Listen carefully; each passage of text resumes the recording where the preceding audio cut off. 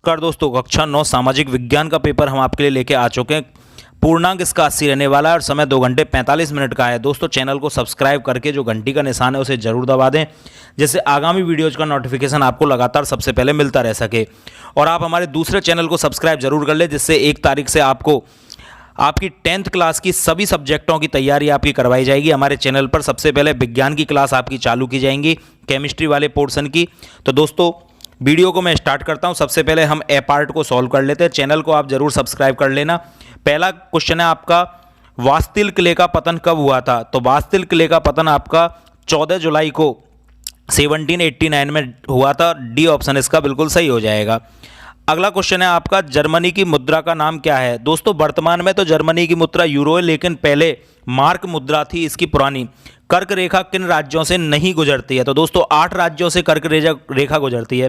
तो गुजरात सही ऑप्शन है, राजस्थान में से भी गुजरती है और छत्तीसगढ़ में से भी गुजरती है। तो इसका सही ऑप्शन महाराष्ट्र, डी ऑप्शन इसका सही हो जाएगा। पूर्वी घाट का सर्वोच्च शिखर कौन सा है? तो दोस्तों महेंद्रगिरी पूर्वी राज्य का सर्वोच्च शिखर है। अगला क्वेश्चन है आपका, प्रायद्वीपीय भारत की सबसे बड़ी नदी कौन सी होती है? तो दक्षिण की गंगा गोदावरी इसका सही आंसर हो जाएगा। ए ऑप्शन इसका बिल्कुल सही होने वाला है। नेक्स्ट क्वेश्चन है आपका, निम्न में से किस स्थान पर सर्वाधिक वर्षा होती है? तो दोस्तों ये तो फिक्स क्वेश्चन है जो हर साल आता है और आता रहेगा। मासिक राव इसका सही आंसर होगा। गलती से चेहरा पूंजी आप ना कर दें। अगला क्वेश्चन है आपका, भारतीय संविधान सभा के अध्यक्ष कौन थे? तो डॉक्टर राजेंद्र प्रसाद को अध्यक्ष बनाया गया था। लेकिन इस क्वेश्चन में एक लोच है। आपसे यदि गलती से ये पूछ लिया जाए कि भारतीय संविधान सभा के जो पहले अध्यक्ष थे वो कौन थे, तो अस्थायी अध्यक्ष बनाया गया था डॉक्टर सच्चिदानंद सिन्हा को। वो आप याद रखें, ये स्थायी सदस्य थे, उससे पहले आपको डॉक्टर सच्चिदानंद सिन्हा को बनाया गया था। अगला क्वेश्चन है, लोकतांत्रिक संविधान में इनमें से कौन सा प्रावधान नहीं रहता है? तो यहाँ पर आपका शासक प्रमुख का नाम, बी ऑप्शन इसका सही हो जाएगा। शासन प्रमुख का नाम लोकतांत्रिक सभा में प्रावधान नहीं रखता है। भारत में मताधिकार हेतु न्यूनतम आयु 18 वर्ष होती है। फिक्स क्वेश्चन है, आना 100% निश्चित है। अगला क्वेश्चन है, 2011 में भारत की साक्षरता दर कितनी थी? तो दोस्तों इंपॉर्टेंट और अच्छा क्वेश्चन है। 74% साक्षरता दर थी सॉरी। और इसमें पुरुष साक्षरता दर 82.14 और महिला साक्षरता दर 65.46% रही थी। इन दोनों को भी आप याद कर लें। अगला क्वेश्चन है आपका, रिक्त स्थानों की पूर्ति वाले क्वेश्चन है, इनको देख लेते हैं हम। जर्मनी में 10 साल से कम उम्र के बच्चों को दाखिला करा दिया जाता है, किंडरगार्टन में दाखिला करा दिया जाता है। एक बार आप देख लें इसे, किंडरगार्टन सही हो जाएगा। अगला क्वेश्चन है, आप ब्रह्मपुत्र नदी में स्थित विश्व की सबसे बड़ा नदी द्वीप कौन सा है? तो दोस्तों इसका आंसर आपका माजुली द्वीप हो जाएगा। माजुली द्वीप यहां पर आप भर दोगे। लेकिन आप एक चीज याद रखें थोड़ा सा, माजुली द्वीप जो है ये वर्तमान में इससे भी बड़े द्वीप पाए जा चुके हैं, लेकिन आंसर आपको माजुली द्वीप ही भरना है यहाँ पर। अगला 12वां क्वेश्चन रह गया दोस्तों हमारा, रूस की संसद का नाम क्या था? तो रूस की संसद का नाम ड्यूमा इसका नाम था और इसे संघीय परिषद के नाम से भी जाना जाता है, संघीय परिषद भी बोलते हैं। क्वेश्चन नंबर 14 देखते हैं हम। जर्मनी में गणराज्य की असफलता ने हिटलर के उदय में सहयोग दिया था। तो दोस्तों जर्मनी में क्या है, आर्थिक मंदी चालू हो गई थी और वाइमर गणराज्य जो था, वाइमर गणराज्य इसका पतन होने लग गया था। लोगों ने भारी विरोध किया था, तो वाइमर गणराज्य का पतन होने लग गया। हिटलर ने इसी का फायदा उठाया था और हिटलर सत्ता में आ गया। अगला क्वेश्चन है आपका, खालिस्तान सरकार का ऐसा रूप जिसमें शासकों का चुनाव करते हैं उसे लोकतंत्र कहा जाता है। यहाँ पर लोकतंत्र आप फिल कर दोगे, ये बिल्कुल सही आंसर हो जाएगा आपका। अगला क्वेश्चन है, भारत में स्वीकृत कैलोरी की ग्रामीण क्षेत्रों में आवश्यकता। फिक्स क्वेश्चन है दोस्तों, आना निश्चित है। ग्रामीण एरिया में 2400 कैलोरी चाहिए और शहरी क्षेत्रों में 2100 कैलोरी चाहिए। और आप सभी ग्रामीण एरियाओं से तो आपको पता होगा आपको क्यों ज़्यादा चाहिए। रात दिन फावड़ा चलाते हो, खेतों में काम करते हो, और शहरी क्षेत्र वाले तो कम कैलोरी यूज करते हैं, क्योंकि उनको तो खाने पीने की चीज़ भी बेड पे ही चाहिए।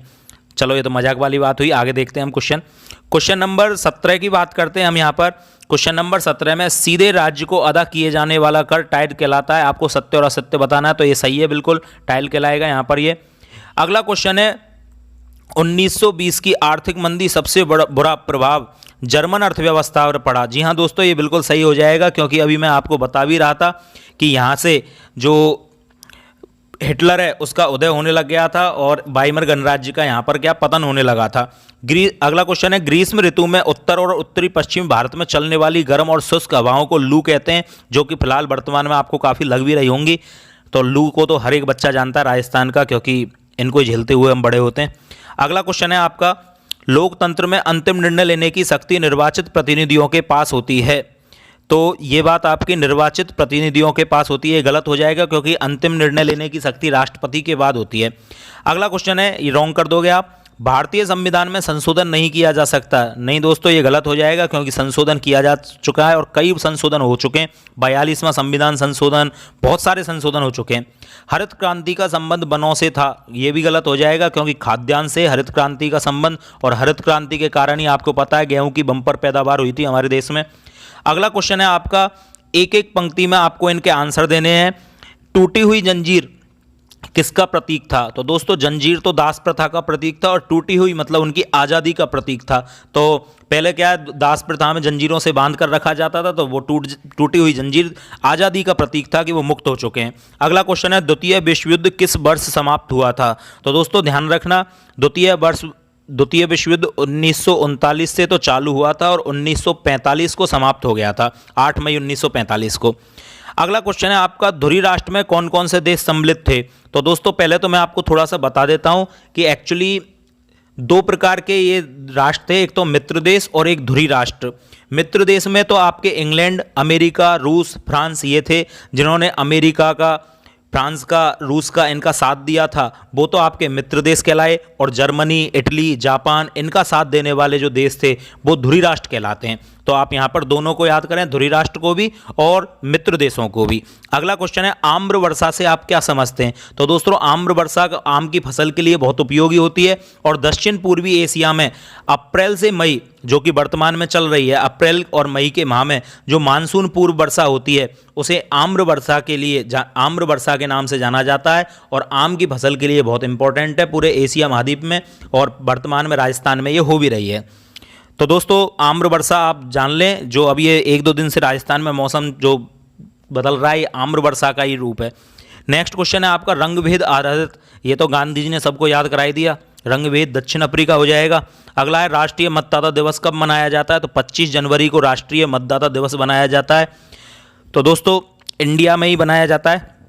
अगला क्वेश्चन है ये, नेक्स्ट आपका हो जाएगा, आरक्षित निर्वाचन क्षेत्र क्या होता है? तो दोस्तों निर्वाचन क्षेत्र का मतलब तो होता है विधानसभा में एक सीट निर्वाचित करने वाली क्षेत्रीय इकाई निर्वाचित क्षेत्र है। अब इसमें आरक्षित शब्द और जोड़ दिया है। तो आरक्षित का मतलब क्या होता है, जो अनुसूचित जाति और अनुसूचित जनजाति होते हैं उनके ही कैंडिडेट उस जगह से लड़ सकते हैं, तो उन सीटों को आरक्षित किया जाता है, उसे कहा जाता है आरक्षित निर्वाचन क्षेत्र। अब अगले क्वेश्चन आप देखो खुद से करें, ये मैं इनको पढ़ के बता देता हूं और फिर इनके आंसर बताऊंगा, क्योंकि वीडियो काफ़ी लंबी हो जाएगी। कोई क्वेश्चन आपसे नहीं आए तो आप कमेंट बॉक्स में कमेंट कर सकते हैं। अगला क्वेश्चन है, निर्वाचन क्षेत्र से क्या आशय होता है? मुख्य निर्वाचन का कोई दुष्प्रभाव आपको बताना है, हरित क्रांति के दुष्प्रभाव आपको बताने, भारत के 2 सर्वाधिक निर्धन राज्य कौन से हैं? अब 33 से 44 तक के क्वेश्चन 50 शब्दों में देने, जो आप स्क्रीन पर देख सकते हो। एक एक क्वेश्चन को मैं आपको दिखा रहा हूं, और इस पेपर के लिए आप हमारे टेलीग्राम चैनल को ज्वाइन कर लें।